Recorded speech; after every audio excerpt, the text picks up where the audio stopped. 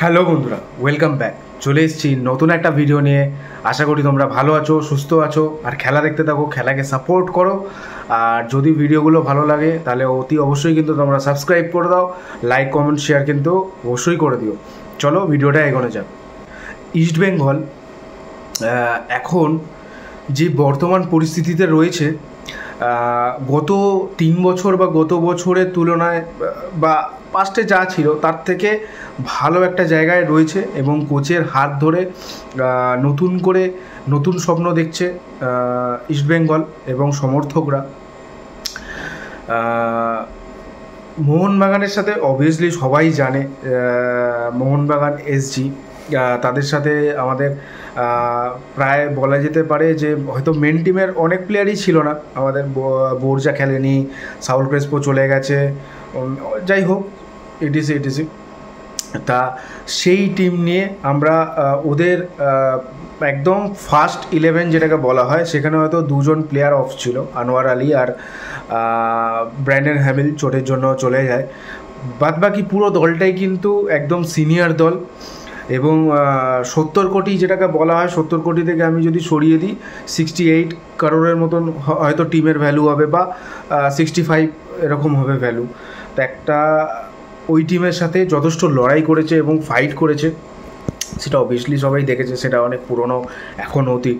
But আমার বলার উদ্দেশ্য যে এই লড়াইটা যেন শেষ পর্যন্ত থাকে এবং ইস্টবেঙ্গল মানেই হচ্ছে লড়াই, এবং ইস্টবেঙ্গল ঘুরে দাঁড়াতে পারে।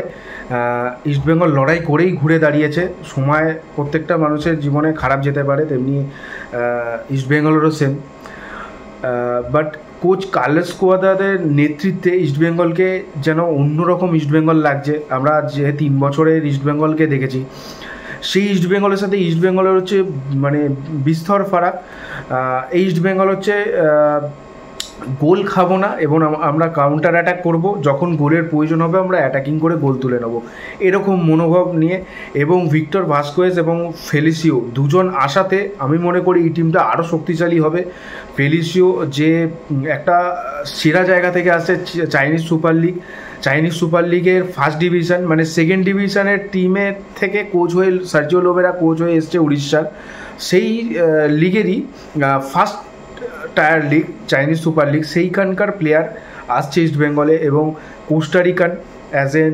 কোস্টারিকান এবং জার্মানি বংশোদ্ভূত, তা যথেষ্ট ফিজিক রয়েছে, চেহারাতে ভালো এবং যথেষ্ট দুপায়ের শট রয়েছে। ভিক্টর ভাস্কোয়েজ তো কিছু বলাই নেই, অন্য লেভেলের প্লেয়ার। যদি সে তার ফর্মের সেই জায়গায় যদি নিয়ে যেতে পারে, তাহলে বিপক্ষের মাঝমাঠকে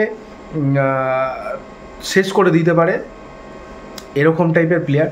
তা সুতরাং এই দুজন প্লেয়ার আসাতে অনেকটাই স্ট্রং হয়েছে এবং অলরেডি টিমের কিছু প্লেয়াররা যারা আছে নিজেকে প্রমাণ করেছে। সৌভিক চক্রবর্তী অনবদ্য, আমি মনে করি যে নতুন করে সৌভিক চক্রবর্তীকে আমরা দেখতে পাচ্ছি। পিভি বিষ্ণু, সায়ন ব্যানার্জি, পার্থ, আমি মনে করি যে মোহনবাগান ম্যাচে পার্থ কিন্তু নিজে একার হাতে মাঝমাঠ দায়িত্ব কন্ট্রোল করেছে এবং অজয় ছেত্রীকে পাশে নিয়ে যথেষ্ট ভালো খেলেছে। মানে পার্থর থেকে এই খেলা আমি আশা করিনি। পার্থর যা মার্কেট ভ্যালু, তার থেকে অনেক লেভেলের খেলে দিয়ে গেছে। অন্য টিমের 9 কোটি 10 কোটি প্লেয়ার হতে পারে, হয়তো দারুণ খেলে দিয়ে গেছে, একাই নিজে কন্ট্রোল করে খেলে দিয়ে গেছে। আরেকটা দুঃখের বিষয় যে সাউল ক্রেসপোর চোট, মেবি আমি জানি না এটা শিওর কিনা, বাট আমি কনফার্ম আপাতত কিছু খবর জানা যায়নি। বাট যেই খবরটা উঠে আসছে যে 1 মাস কিন্তু মাঠের বাইরে সাউল ক্রেসপো চোটের জন্য, এইটা একটা ব্যাড নিউজ ইস্টবেঙ্গলের পক্ষে। বাট সেটা কনফার্ম কিনা আমি এখনও বলতে পারছি না। বাট যেই সোর্স মাধ্যম থেকে উঠে আসছে যে সাউল ক্রেসপো 1 মাস কিন্তু মাঠের বাইরে চোটের কারণে, এবং নাওরেম মাইসিং কিন্তু টিমের সাথে যোগ দিয়েছে। Next match north east match, যথেষ্ট গুরুত্বপূর্ণ এবং ভাইটাল ম্যাচ। এই ম্যাচ থেকে আমাদের 3 পয়েন্ট চাই, সেই লক্ষ্যেই কিন্তু কোচ এগোচ্ছে এবং কোচের ওপর বিশ্বাস আছে, প্লেয়ারদের ওপর বিশ্বাস আছে, তারা তাদের নিজেদের সেরাটা দেবে। আর আরেকটা গুঞ্জন দুদিন ধরে শোনা যাচ্ছে যে ইয়াং ফরেনার সে কিন্তু প্র্যাকটিস করছে, ডরউইচ এরকম কিছু একটা নাম, মেবি হয়তো সে প্র্যাকটিস করছে এবং ভিক্টর ভাস্কুয়েজের এজেন্ট, যেটা একটা সংবাদ মাধ্যম যেটা জানাচ্ছে যে ভিক্টর ভাস্কুয়েজের এজেন্ট, তার এজেন্ট কিন্তু তাকে দেখতে বলেছে এই প্লেয়ারটাকে, এবং যথেষ্ট ইয়াং প্লেয়ার, সামনে এসিএল আছে, সেখানে এসিএলে কিন্তু 11টা ফরেনারই খেলানো যাবে, সেই কথায় হয়তো বা সেই চিন্তাভাবনায় হয়তো কোচ কার্লোস কোয়াদ্রাত প্র্যাকটিসে ডাকছে এবং প্র্যাকটিস করছে এবং টিমের সাথে সে কতটা পারছে সেটাও দেখে নিচ্ছে। যদি ক্লিক করে বা রাইট ওয়েতে চলে তাহলে নিশ্চয়ই সে সিলেক্ট হবে, আর যদি কোচের না মনে হয় তাহলে অবশ্যই তাকে রিজেক্ট করে দেওয়া হবে, এই খবরটাই উঠছে। বাট অ্যাকচুয়ালি কিন্তু আমাদের কাছে সিনারিওটা কিন্তু পরিষ্কার না, অ্যাকচুয়ালি কনফার্ম কিছুই না। আমি মনে করব যে কনফার্ম কিছু না হওয়া পর্যন্ত, যতক্ষণ না কনফার্ম হচ্ছে কিছু, ততক্ষণ হয়তো কিছু বলাও যেতে পারে না। হয়তো অন্য কারণেও হতে পারে, হয়তো বা কলকাতা লিগে বা নেক্সট যে কলকাতা লিগ সেখানে হয়তো একটা বিদেশি হয়তো খেলানো যেতে পারে, সেই জন্য হয়তো টিমটাকে আরও সেট করা, নানান ধরনের ইস্যু হতে পারে যে যেরকম। বাট আমি বলবো যতক্ষণ না কিছু কনফার্ম আসছে, প্র্যাকটিস এমনি করতেই পারে, না করার কিছু নেই। হয়তো নেক্সট ইয়ারের জন্য কিছু ভাবছে কোচ, বা এই বিদেশিটাকে হয়তো তৈরি করছে, এরকম টাইপেরও হতে পারে। তো সুতরাং যতক্ষণ না কনফার্ম কিছু আসছে ততক্ষণ কিছু বলার নেই।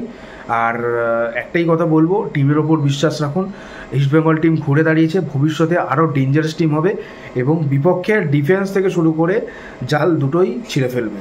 জয় ইস্টবেঙ্গল, নেক্সট ভিডিওতে দেখা হচ্ছে।